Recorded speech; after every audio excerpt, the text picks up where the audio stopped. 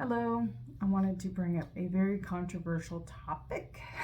Might as well, if you're going to be on YouTube, get some of the difficult things out of the way immediately. I'm not quite sure why this is such a hot topic, why people get so touchy, take things so personally. I'm not intending to be hateful or hurtful to anyone or their horses or their dogs for that matter. But it is an important topic that we need to discuss, and we need to kind of retrain our eyes, I think, is the biggest part of it. Most of us have become accustomed to seeing things one way, and then when we're presented with something that looks different, we automatically feel uncomfortable with it. That topic is dun, dun, dun, dun, dun, obesity in horses. This horse is disgusting. Truly, I mean that. She couldn't breathe. It's Josie, when I first got her, bless her heart, she was about 200 pounds overweight by the vet's estimation. He called her an 8.5. I'm kind of debating it wasn't closer to a 9, but we'll go with the 8.5. If you're not familiar with the equine, I forget what they call it now, but the equine weight scale, we judge horses' body weight based on a gradient from 1 being deathly emaciated up to a 9, which is morbidly obese. The ideal is around 4.5 to 5. Most of our horses are probably closer to a 5. If you're working a very fit horse, its body weight may be closer to a 4.5. Just because a fit athletic horse is going to have less actual fat on their body, but they will typically build more muscle. So even your thinner horses, your more lean horses like a thoroughbred, they may look thin, but they're fit. They've got muscle. They've got the nutrition they need. So anyway, I wanted to point out, here's my Josie. This is when I got her, December of 2000, I forget, 7. She was so fat that if you had, say, held a carrot, the carrot stretch where you hold the carrot down below their front legs and they reach their nose down between their front legs, kind of bow backwards and get the carrot, she couldn't do it because her throat latch was so fat that she couldn't breathe. She may not look too awful. Again, I think that's a retraining of the eye we need to do. Also, it's a little tough to tell on a white horse. It's kind of hard to judge shape on a white horse. The shine just doesn't quite hit the same. We have some other photos here to show what we got out of this. But part of what we're used to seeing is no ribs. Most horses that I see in pastures just around Indiana, around the Midwest, they're fat. There's no ribs. It's just round. Look at the gut line here. She's got a very low gut in the back. Now, if your horse is a broodmare or just, pasture ornament or it's off season, you will expect to see a little bit of a gut because their abdominals are not fit. That's okay. I'm not criticizing horses that aren't fit. Not everybody needs to be an athlete. Not everybody needs to be an athlete year round. But just one of the clues to look for is the shape of this barrel. It's very plump, smooth, no ribs. Even being white in the winter, you can tell she's pretty glossy. There's a little bit of shine here and there. That's due to the high fat content. Fat is good. We need fat in our hair, skin, and nails. We need fat in our brain. We need fat everywhere, but not this much. This is too much fat. You can't really see the contours around her shoulders or her hips well because there is none. She has no waist. Poor Josie. She has no waist. It's very flat. When I put a saddle on this mare, the saddle could easily slide forward, back, left, and right. It just rolled all over her because she was very cylindrical. Something you have to check for to gauge your horse's weight is the crest line. The top of her crest was not thin and tapered like normally. You can kind of put your hand down your horse's neck and slide it along the length. A cresty horse will often have a narrower spot here, and then as you go down, they'll have a big fat, roly-poly, pudgy, cresty spot right about there. You can kind of see the wrinkle in her mane. That's where her cresty neck was. Also, look at the jugular groove. There's a lot of weight down underneath of her throat. This all impeded her breathing. That's pretty critical. You can say, well, who cares? My horse is a little bit fat, but I mean, this is fat enough to the point that when I started working her and riding her, she couldn't breathe properly. She would pant and heave immediately just from walking and trotting around a few circles. So bad. One of the other points you can't see quite from this angle, but you'll look along the hips and the top line on your horse. Usually you can kind of feel the spine. Whether or not you can see the spine is an indication of what part of the weight range they may be on. She was so fat that her back, rather than being kind of this shape, she's a very flat, broad horse anyway, her spine normally was still just slightly on top there where you could feel it. Instead, no, her back was inverted. Her whole back, not just her hips. Some horses have, like say a Clydesdale, may have a very apple-shaped rear end. But no, this is the center of her back. Right here. And we call that the rain gutter. Because when the horse is so fat that it develops these fat pads on either side of the spine, and the spine is sunk down in there, it literally traps rain. Your horse can get rain rot in the center of their spine because the water won't shed off like it normally would when there's no fat pads on either side of the spine. So, another sign your horse is obese, they've got the apple bottom when they shouldn't, or they've got a rain gutter running down their back. The final point that I would address on evaluating an overweight horse or an obese horse is the tail head. Again, you can't see this too well from this angle, but the base of the tail head or the dock, right where the tail joins into the hips, they should not be terribly fleshy there. They should not have the tail head embedded in these butt cheeks. You should not have so much fat built up around the tail head that it's a tight fit. Like, the tail should be able to swish without hitting either side or pinching or rubbing. Her tail head was buried in her haunches. It was very squishy. Anywhere you put your thumb into this horse's body, anywhere, any bony prominence, it was squishy. Her cheeks on the sides, squishy. I mean, she was just very, very overweight.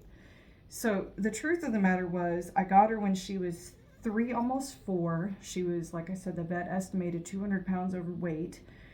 She immediately went on a diet for her safety. And she went from here about 13, 1 or 2 hands tall. She shot up in just a matter of months due to shedding the weight. By summer, she was about 14, 1 and a half hands tall. And I don't know if you can see this, but she's extremely rump high. This is very typical in young horses. I know this is a very bleached out old white photo, but look at her outline. Do you see how tall her hind end is in relation to her front end? She looks very awkward. This is very typical of young horses. Very normal for them to go through these awkward stages. She's 4 here, and there's nothing you can really do about young horses. They're going to look awkward. Even a really well-built horse is going to go through growth spurts. Their rear end grows first, so she's quite tall. She's sloping downhill. Her front end doesn't look too bad, but it's just a little awkward. You can see she looks really slim. Well, she got a little too skinny, because here's a little secret about growing. It takes a lot of energy. I spoke with the vet about this, and his best explanation was, in going from morbidly obese in December of 2007 to June of 2008, shedding all that weight, getting her metabolism back on track, she shot up a hand, right? Almost a hand, if not a little over a hand by the end of the summer. So then her metabolism's in high gear. She got a little bit on the slim side, and she was growing, just growing like a weed. He was not totally shocked, but he was impressed. He actually asked me, this is the same horse, right? But look at her neck. She slimmed out so much, I discovered she has a throat latch. Look at that. She could flex her poll now and not suffocate. She can turn her head side to side and breathe. She could flex her neck from her over to my stirrup when I got on, and she could breathe. So that's huge improvements. So health-wise, she may look a little bit scraggly and a little awkward here, a little funky, but for being a young growing horse, again, the vet cleared her. He said this is much better. This is a huge improvement, even if there are a couple of ribs. And here's a photo from that same day, a little better lighting. You can see, because of the shadows, there are some ribs visible. I cannot tell you how much hate I got, how much criticism I got on the show day because my 4-year-old horse had a couple of ribs visible when she breathed, moved, and the light was at the right angle. If you ran your hand down her ribs, you couldn't feel bump, bump, bump, bump, bump, but you could feel under a layer of skin and fat, you could feel the contours of her ribs. The vet had checked her out. The vet cleared her. The vet said she looks fantastically better than she was in December. Okay, this is an improvement. This is a young horse. Young horses should not be obese. No horse should be obese, but a growing young horse has developing and very susceptible joints and tendons. And when you put any excessive weight on them, not even talking about their metabolism, just the excessive weight, you risk popping splints, damaging growth plates, bowing tendons. So this, think a little bit ribby, 1,000% better than any overweight. I will die on that hill. I would rather see, not ribby, but I would rather be able to see muscles, contours. Do you see the contours of her shoulders? They're visible, finally. She has a waist. Look at that. She doesn't have a protruding hip bone. You know, people gave me that. Her hips are sticking out. No, she has a waist. Fantastic. And look, her abdominals have started to be toned because she's in work. I didn't even work her well. I was just walk, trot, canter, just riding this mare day to day. But look, her abdominals are toning. Her haunches have shape. Her tail head is no longer buried in fat. Her tail head, if you can see that, is normal. The rain gutter on her back is gone. She no longer has that apple shape, that V dip in the top of her spine. Her spine is now the highest point of her back. She's none too skinny. This here is what I would call about a 4.5. She's a fleshier stock type horse. She's not a thoroughbred. Most of your thoroughbreds, this would be really good weight for them, right? Most of the skinnier, hotter blooded horses, this would be pretty fantastic to have this much flesh on them. But for stocky, broad quarter horse type, this is even a little bit on the thinner side. Like I said, growing, awkward 4-year-old. Now this is 1 year later, and what I would consider to be Josie's ideal weight, being a stocky, fleshy horse. Now we've criticized my riding on this photo, so feel free to take a pick at me, because I'm riding terribly. 2009, didn't know what the heck I was doing, but let's try to ignore me the best we can and evaluate how vibrant and healthy this horse looks here. She's got a clean throat latch. Look how nice her throat latch is. She can flex her head and breathe well. Her jaws and cheeks aren't so fat that they're causing any problems anymore. She's got a nice crest line. It's not fat and crusty. She has good fat covering all of her body. Look, none of her ribs are visible. Even if I didn't have my saddle here, none of her ribs are visible. Look at that nice plump belly, okay? She's not obese here. This is a fleshy, healthy looking horse. If this was a thoroughbred or a bonier, leaner type of horse, yeah, you'd be a little bit on the fat side. But all of the health issues I was concerned about with her in December, a year and a half later, gone. She looks fantastic. And she quit growing. Gosh, she grew until she was 8, but overall her height stopped increasing right about this year. She would have been 5.5 here. So she wasn't growing drastically anymore. Her energy consumption needs had gone down some. So she's on more of a maintenance mode here and maintaining her weight really well. She looked fantastic. Look at the gloss in her coat. She's none too thin, but she's not overweight. She's not obese. Thank goodness. It took a lot of work to keep this horse at a healthy weight. Most of these quarter horses, ponies, even the Arabs and Morgans, sometimes they can be such easy keepers that you can end up foundering them really easy. That's probably my number one concern as a farrier when I see, I used to see a lot of customers' horses that were massively obese, and I felt bad pointing it out because it hurt people's feelings. Give me a moment. Sorry about that. I had a cat scratching at the door. Anyway, it's not a personal attack. If someone tells you your dog is overweight, our cats are overweight, your horse is overweight, it's a concern coming from your vet, your farrier, your trainer, anyone that should know. Please take that to heart a little bit. Listen to it. Do some research. Don't get defensive and say, well, she just, that's just the way she is. She's thick-boned. No, my horse wasn't thick-boned. She was obese because she was eating too much food, low quality too, getting a lot of sugar, a lot of carbs, and she wasn't getting exercised at all. So it was in my best interest and hers to make sure that she lost that weight rather quickly if you can, and get her on a stable and healthy diet. So founder, it primarily is a problem with spring grass and overfeeding grains that are high in carbs. A lot of concentrates are not good in these scenarios. But overall, you can even have a mechanical founder, which is a lot more common with injuries. But if you have an obese horse, I've seen it happen, where your horse is simply too heavy for the hoof structure to carry it long term. I'm not kidding you, this happens. So the hoof structure is supposed to be at this healthy hoof wall angle, right? And then you have the weight of the horse pressing down into the ground. Do you see how if you push hard, it makes your fingers want to collapse and bend? Straight? Bend.